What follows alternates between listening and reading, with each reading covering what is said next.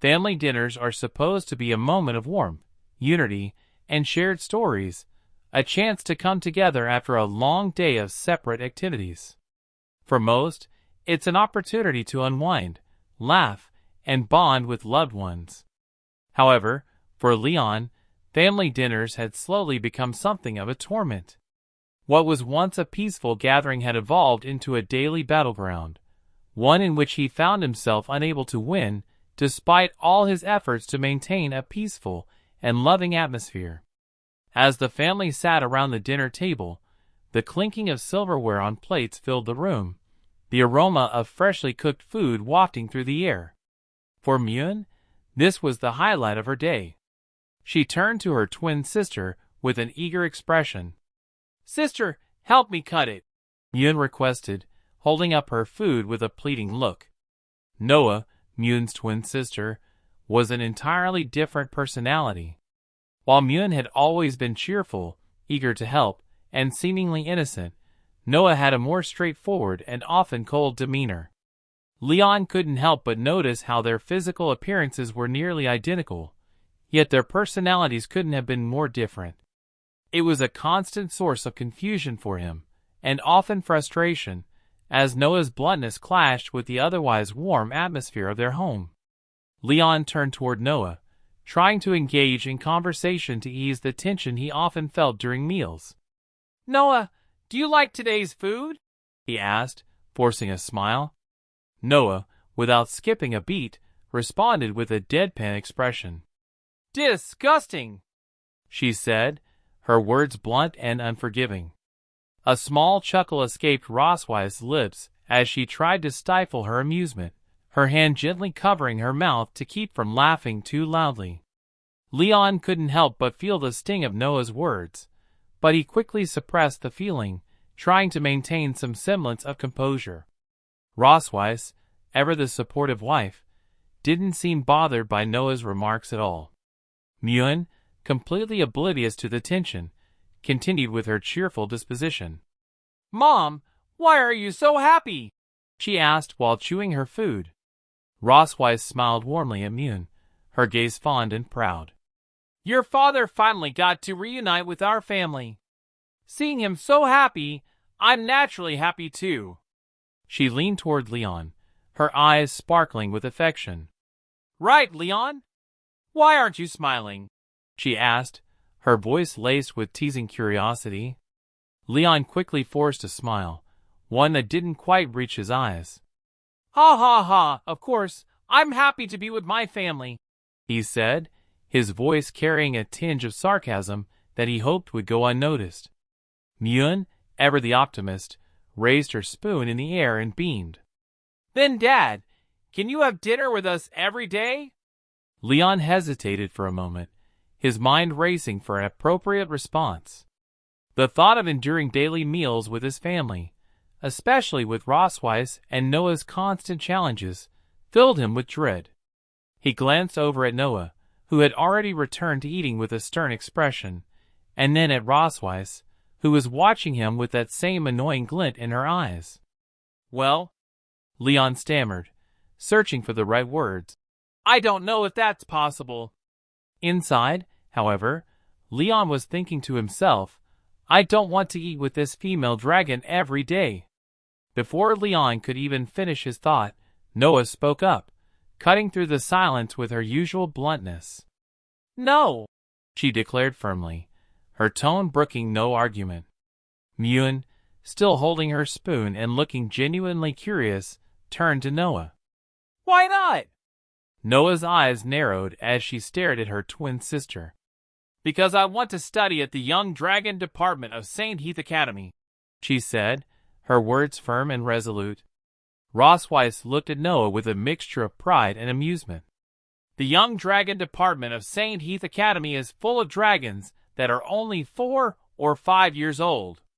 Why are you in such a hurry to enroll?" she asked, her voice dripping with gentle reproach. Noah's face remained unchanging as she responded, her voice tinged with determination. "Because I want to defeat more dragon slayers." The statement sent a chill down Leon's spine. He had suspected something was amiss, but hearing Noah's words confirmed his worst fears. It seemed his own daughter, the child he had raised, was eager to face off against dragon slayers, even at such a young age. Leon wiped his mouth nervously, as he thought to himself, "It seems this child wants to defeat me, her own father." "Dragon slayers are all very brave," Leon said aloud, trying to reason with Noah in a calm tone. "But you're still so young, and you could get hurt." Noah simply glared at him, her eyes cold and defiant. "Don't treat me like a child," she said sharply. Leon's mind screamed in frustration, "You are a child." Rosweiss, ever the supportive mother, leaned in with a proud smile. "I think Noah's idea is pretty good. The sooner she learns the skills, the sooner she can fight the dragon slayers," she said, her tone full of approval as she glanced toward Leon. "Isn't that right, Leon? Or do you have a reason to stop Noah from going to school?" Leon was now on the defensive. He had to be careful not to oppose this too harshly, or else Noah would start resenting him even more. He could already see the tension between them growing, and the last thing he wanted was for his own daughter to think he was some kind of obstacle to her ambitions. "If I continue to oppose it, Noah will definitely hate me as a father even more," Leon thought to himself. "I can only change her mind subtly." "No more," Leon said aloud, his voice strained. He tried to hide his feelings, but Rosweiss was perceptive. She noticed his frustration and her smile grew wider, as if she had already won. Leon could feel the pressure mounting, knowing that this dinner was quickly becoming a battlefield in a war he was losing. Rosweiss, her eyes glinting with triumph, continued, "Since your father's okay with it, it's happily decided. The entrance test for St. Heath's Academy will be held in a month. During this month, your father will help you prepare." Noah's eyes lit up with excitement, and she gave her mother an enthusiastic nod. "Yes, Mother!" The tension in the room was palpable, and the once peaceful dinner had now descended into something far more complicated. Leon was caught between a rock and a hard place, forced to agree with a plan he didn't support in order to keep the peace. But as the dinner came to a close, Leon couldn't let go of the uneasy feeling in his stomach. "Hey, Rosweiss!" Leon called out, his frustration boiling over. "These plates haven't been cleaned yet." Rosweiss, unfazed, waved her hand dismissively. "Just let the servants do this," she said, clearly uninterested in any further housework. Leon, however, had different plans. He didn't want to simply sit back and let the evening end on this note. "After dinner, the couple cleans up and washes the plates together," Leon insisted. "This is the correct way to end a family dinner." Rosweiss raised an eyebrow, but Leon could see the glimmer of amusement in her eyes. She knew what he was trying to do, and she wasn't going to let him win so easily. "Don't you want to create a harmonious family atmosphere in front of them?" Leon whispered to Rosweiss, trying to coax her into playing along, even if just for appearances. "Even if it's just fake." Rosweiss looked over at Mune, who was still eagerly waiting for something to happen. "All right," Rosweiss agreed, playing along. Mune raised her hands in excitement, eager to help. "Mune also wants to help." But just as they were about to get up, Noah interrupted. She stood up, grabbing Mune's hand and pulling her away. "Come with me," she said, dragging her sister away from the dinner table. Mune, a little confused but still happy to go along with Noah's lead, asked, "Sister, where are we going?" As Noah and Mune left the room, Rosweiss turned toward Leon, wearing an apron and looking somewhat smug. "When are you going to help?" she asked with a teasing smile. Leon's patience was at its limit.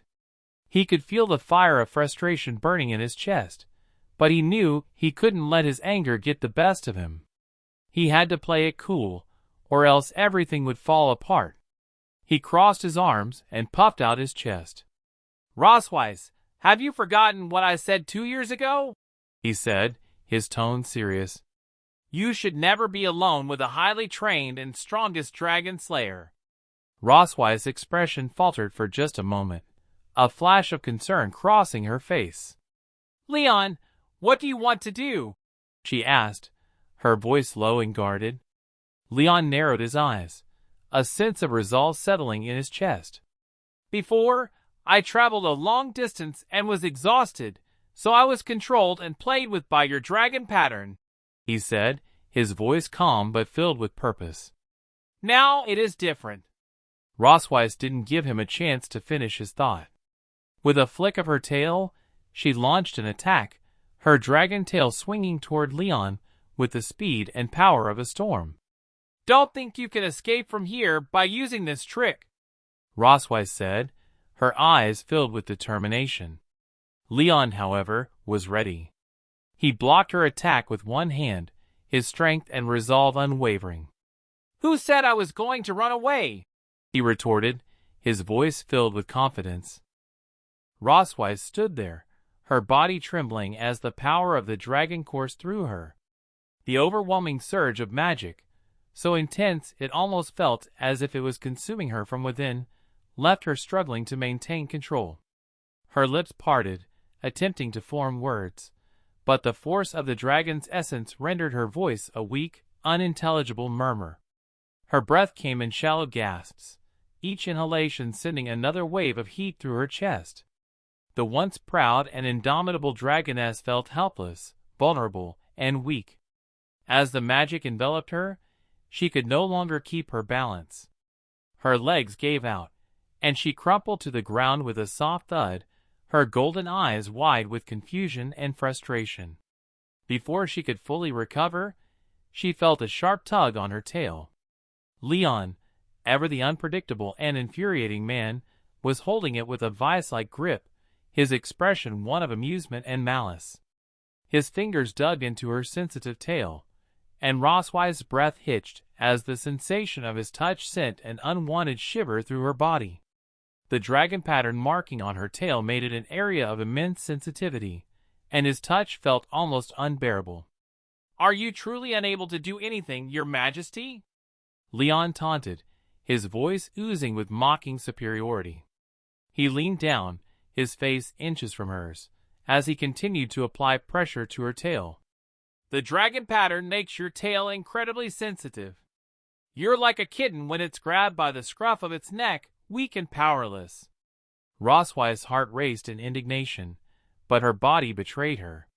Despite her attempts to summon the strength to push him away, she could barely muster the will to lift a finger.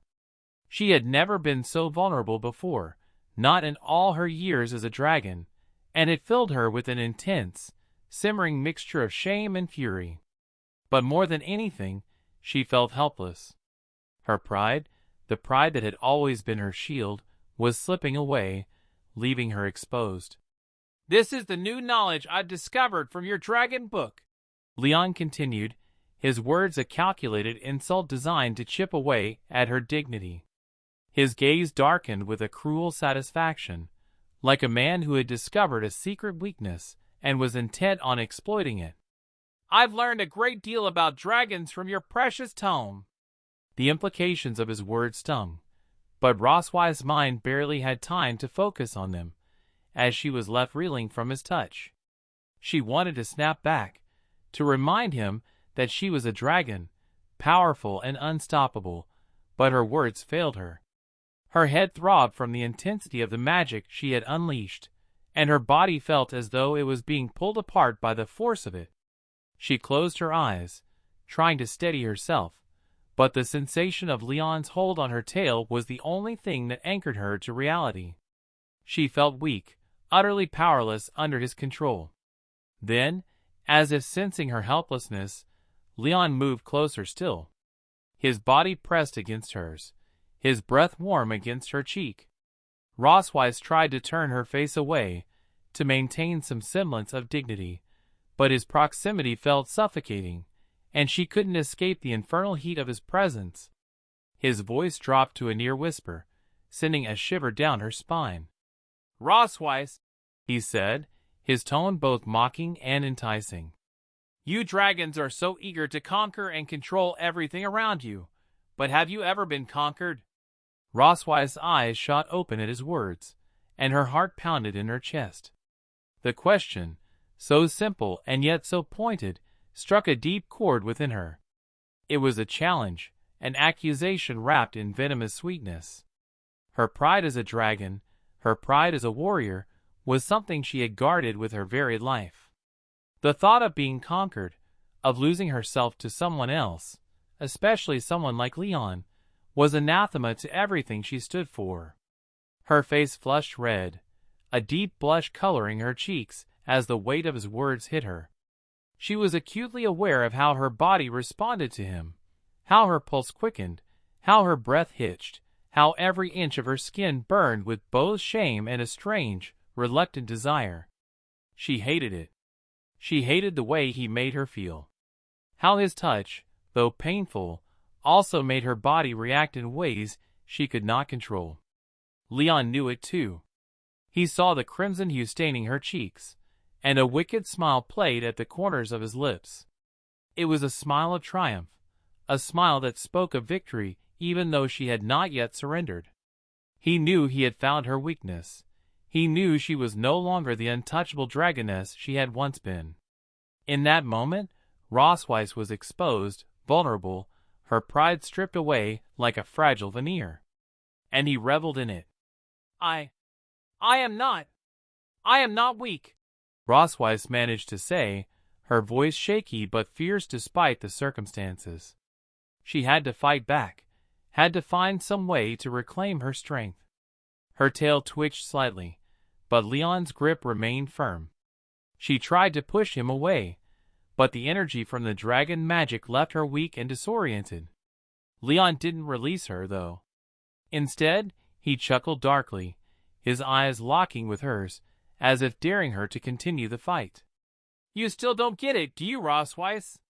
His voice was low, almost a whisper, but the mockery in it was unmistakable. You're no longer in control. You're not the one with the power now. The dragon magic is all-consuming, and you're just a vessel for it. You're weak, and no matter how much you fight it, I will always have the upper hand. Roswise clenched her fists, her nails digging into her palms as she struggled to remain calm. She hated this. She hated the way Leon made her feel, both helpless and angered, caught in a tangle of emotions that made no sense. He was her enemy, her tormentor, and yet there was something undeniably magnetic about him. His words and actions were an assault on her pride, yes, but they also stirred something else in her, something darker, something more dangerous. Her heart pounded as their gazes locked, the tension between them palpable. In that moment, Roswise could not decide whether she wanted to strike him down for his arrogance or pull him closer and give in to the strange pull he had over her. For a fleeting moment, she was torn between love and hate, between the powerful dragoness she had always been and the woman who was beginning to question her own strength in the face of his challenge.